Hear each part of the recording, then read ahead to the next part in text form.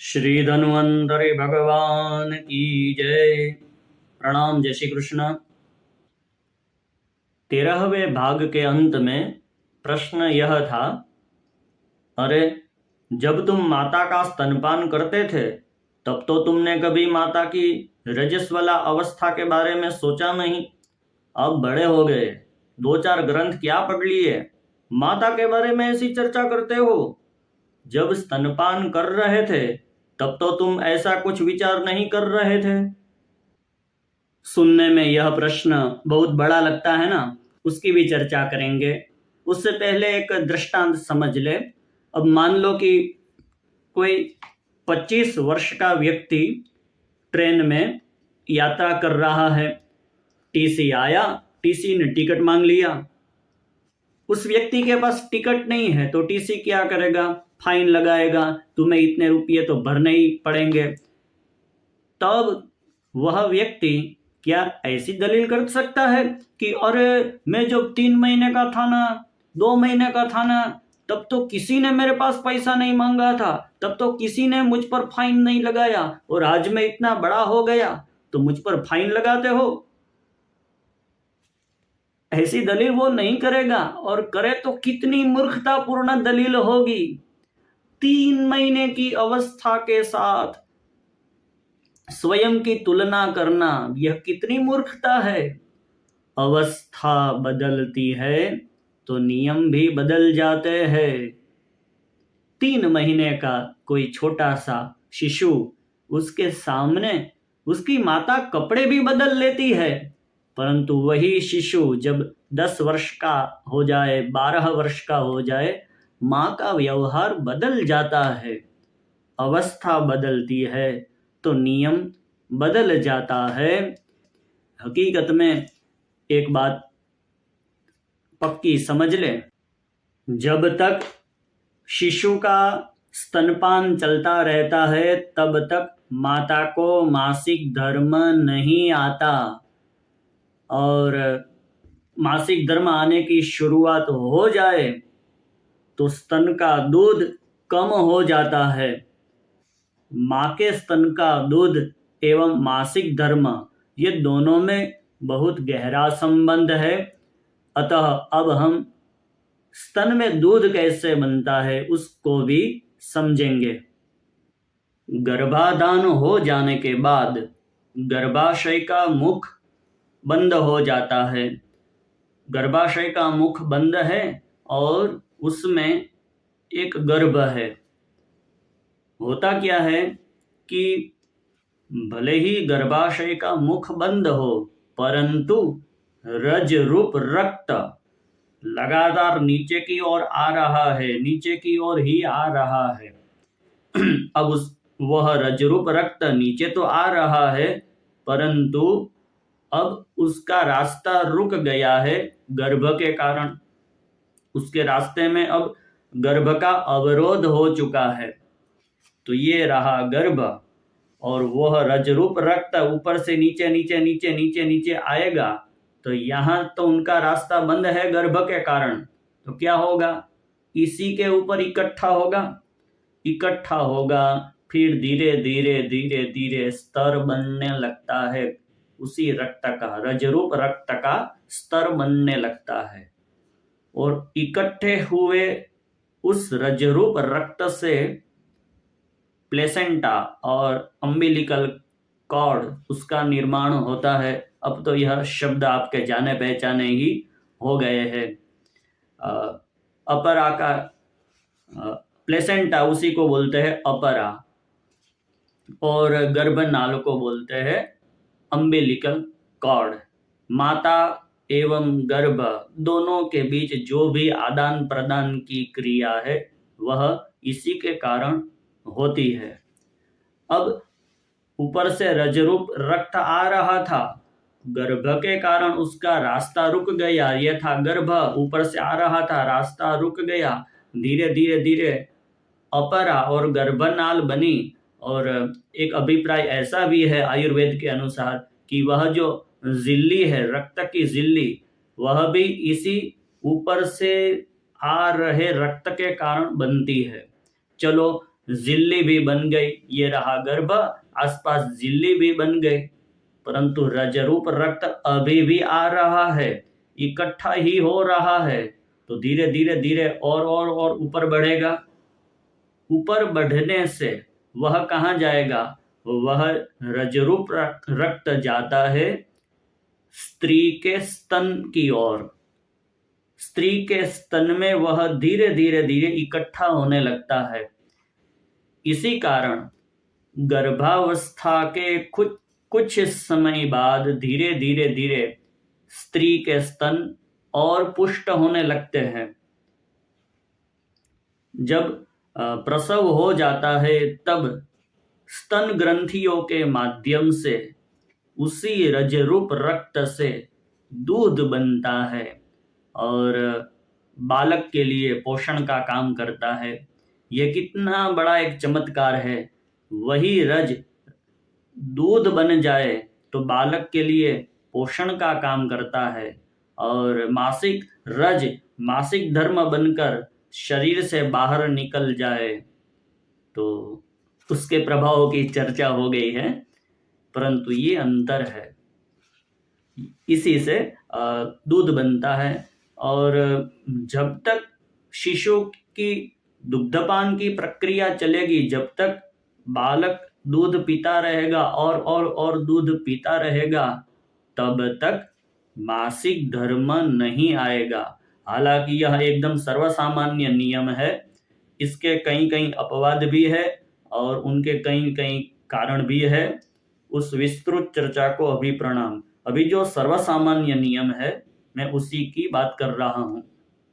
तो जब तक शिशु अत्यधिक दूध पीता रहेगा, मां को रजोस्राव नहीं होगा।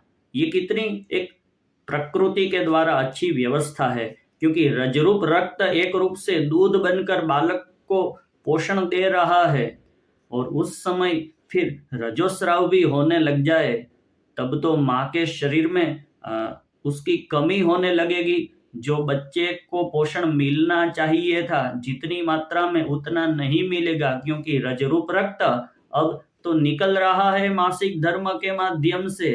इसीलिए देखा भी गया है, माताओं का अनुभव भी है, जो माता अपने बच्चे को दूध पिलाना कम कर देती है तो शरीर को यह पता चल जाता है कि अभी इसको दूध की जरूरत नहीं, तो शरीर धीरे धीरे दूध बनाना बंद कर देता है और रजरूप रक्त फिर से मासिक धर्म बनकर बह जाता है। ये रही पूरी आयुर्वेद की बात और मेडिकल साइंस भी इसी को कहता है, बदले हुए शब्दों में कहता है। चलो अब उसके ऊपर भी कुछ हम सुन ले। सभी के शरीर में पिट्यूटरी नाम की ग्रंथि होती है। बच्चे के जन्म के बाद अब हम इस प्रश्न की चर्चा कर रहे हैं कि जब तक बच्चा स्तनपान करता है तब तक मां को रजोस्राव क्यों नहीं होता। मेडिकल साइंस इसका क्या कारण बताता है, उसकी हम चर्चा कर रहे हैं।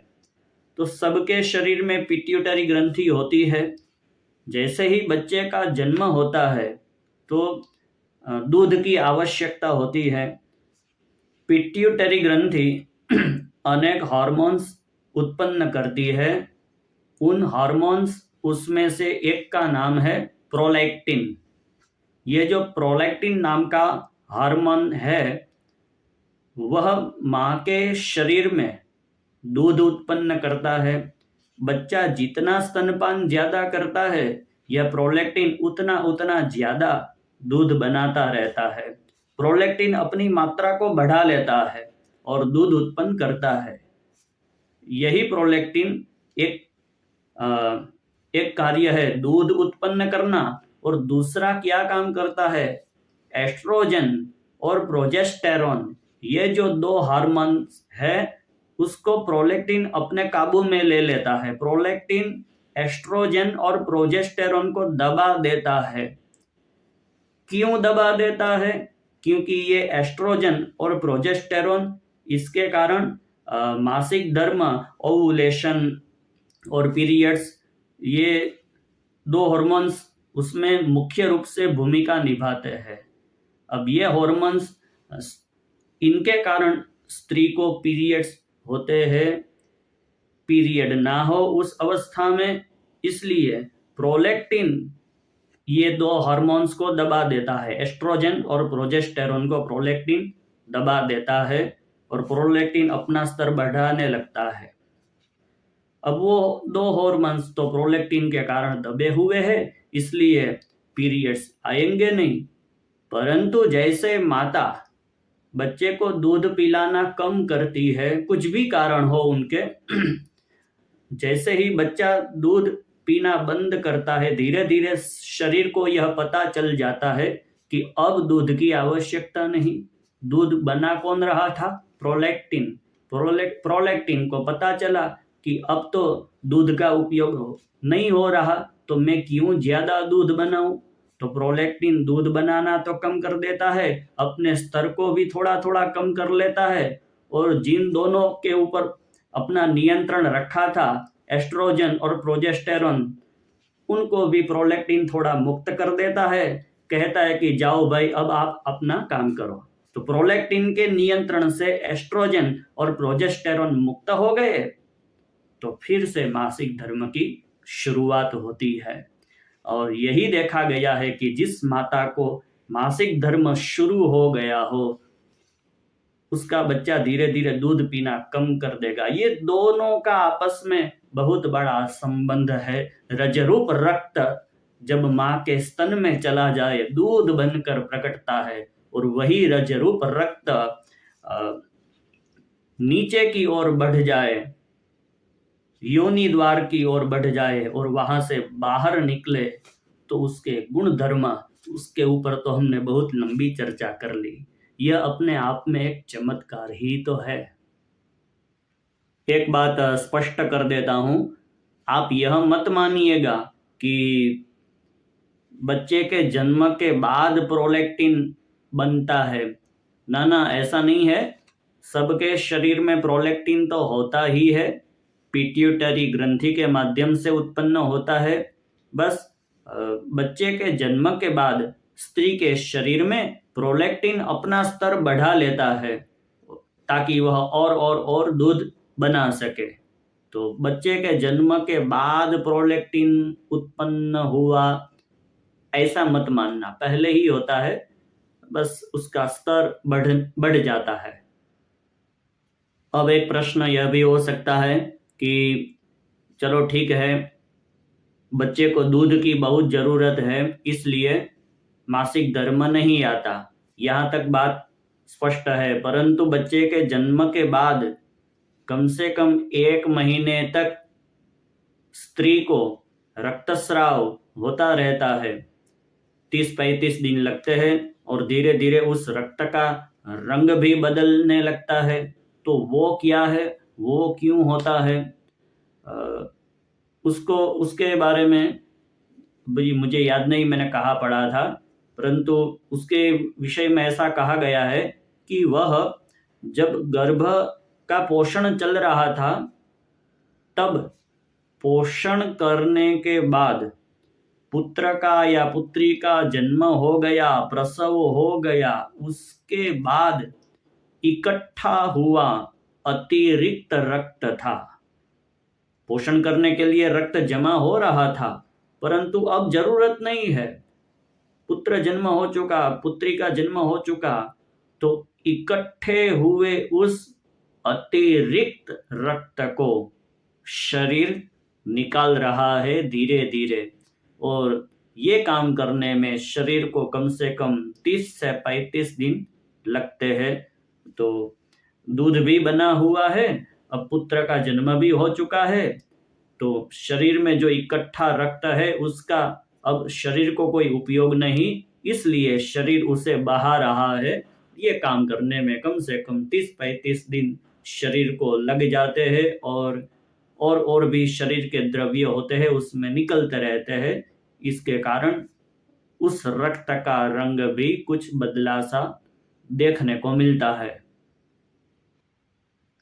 अब तक जो कुछ भी चर्चा हुई, उसके प्रमाण को देखा जाए तो आयुर्वेद के अनेकानेक ग्रंथों में प्रमाण है ही है। उन ग्रंथों में से एक ग्रंथ है अष्टांग संग्रह।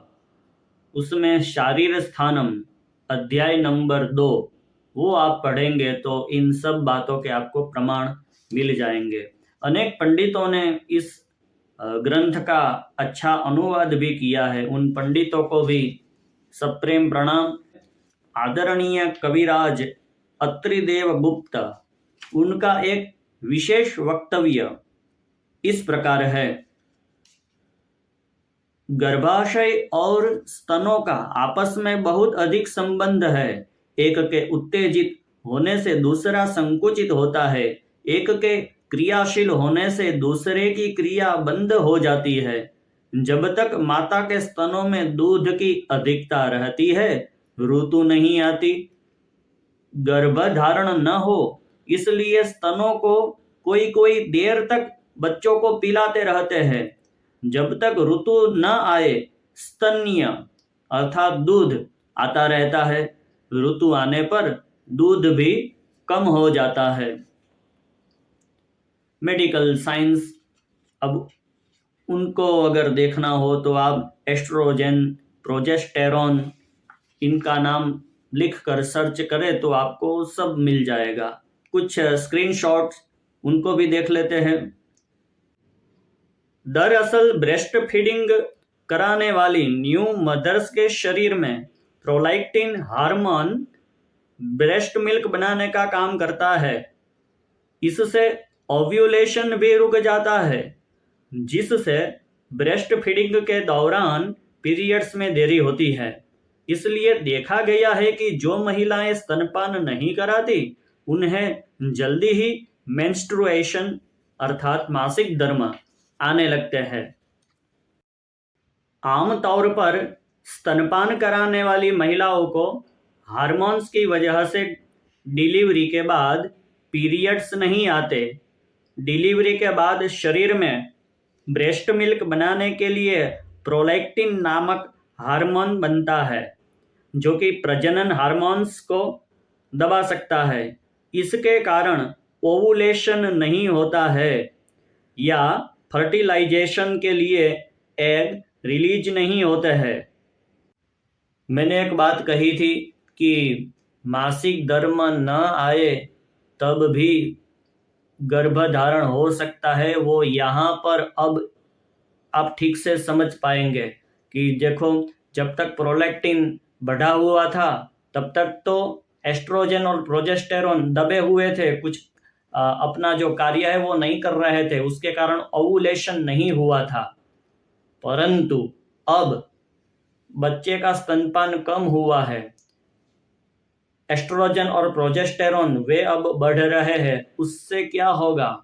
उससे ओवरी अर्थात अंडाशय से फिर से एक अंडाणु बाहर निकलेगा, फैलोपियन ट्यूब में आएगा, अंडवाहिनी में आएगा, और उस प्रक्रिया को मासिक धर्म नहीं बोलते।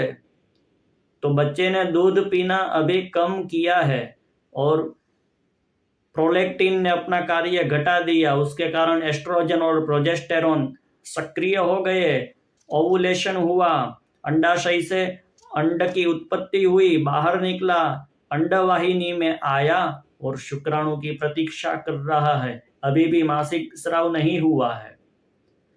उस समय अगर पति स्त्री से संबंध बांध ले तो संभव है कि वह अंडाणु फिर से निषेचित हो जाएगा। अंडाणु फिर से अगर निषेचित हो गया तो फिर से वह स्त्री गर्भवती बन जाएगी। गर्भवती बनने के लिए मासिक धर्म की आवश्यकता ही नहीं पड़ेगी, मासिक धर्म होगा ही नहीं, क्योंकि वह अंडाणु निषेचित हो चुका है। इसलिए डॉक्टर भी यह सलाह देते हैं कि यह भ्रांति में न रहे कि अब प्रसव के बाद जब तक मासिक धर्म नहीं आएगा तब तक फिर से गर्भधारण नहीं होगा। नहीं, यह भ्रांति है। संभव है कि बच्चे ने दूध पीना अगर कम कर दिया हो तो फिर से अंडाशय से एक अंडाणु उत्पन्न होगा, अंडवाहिनी में आएगा, और अगर शुक्राणु मिल गया तो बिना मासिक धर्म के भी गर्भधारण हो सकता है। और यहाँ पर आयुर्वेद ने सावधान किया है कि ऐसी कोई स्त्री जो अपने बच्चे को दूध पिला रही है, अभी उसका बच्चा स्तनपान कर रहा है, ऐसी कोई स्त्री फिर से अगर गर्भवती बन जाए तो गर्भवती स्त्री का दूध बच्चे को बीमार बना सकता है। उसके कारण एक रोग होता है बच्चे को, उस रोग का नाम है पारिगर्भिक रोग। देखो, माँ के दूध में बहुत ही बड़ा सामर्थ्य होता है। आपको याद होगा कि जब कोरोना का समय चल रहा था, पूरा विश्व परेशान था, तब एक विकट प्रश्न उपस्थित हुआ कि जिन माताओं को कोरोना हो चुका है, क्या वे अपने बच्चों को दूध पिला सकती है? तब डॉक्टरों ने रिसर्च किया और निर्णय दिया कि भले ही माँ को कोरोना हो चुका हो, परंतु बच्चों को दूध पिला सकती है, बच्चों के ऊपर कोरोना का प्रभाव नहीं होगा। आप विचार करो, ये कितना बड़ा सामर्थ्य है। जिस दूध के कारण कोरोना का बाप भी बच्चों का कुछ न बिगाड़ सका, वो दूध तब बच्चों के लिए खतरनाक बन जाता है जब दूध पिलाने वाली माता फिर से गर्भवती हो जाए। पारिगर्भिक रोग के बारे में इसके बाद हम वीडियो में जानेंगे। जो लोग छोटे से शिशु के स्तनपान को लेकर ये तर्क देते हैं कि तब तो कुछ सोचा नहीं था और अब इतना लंबा लंबा विवरण देने लग गए, अरे भाई, अवस्था बदलती है तो नियम भी बदल जाते हैं।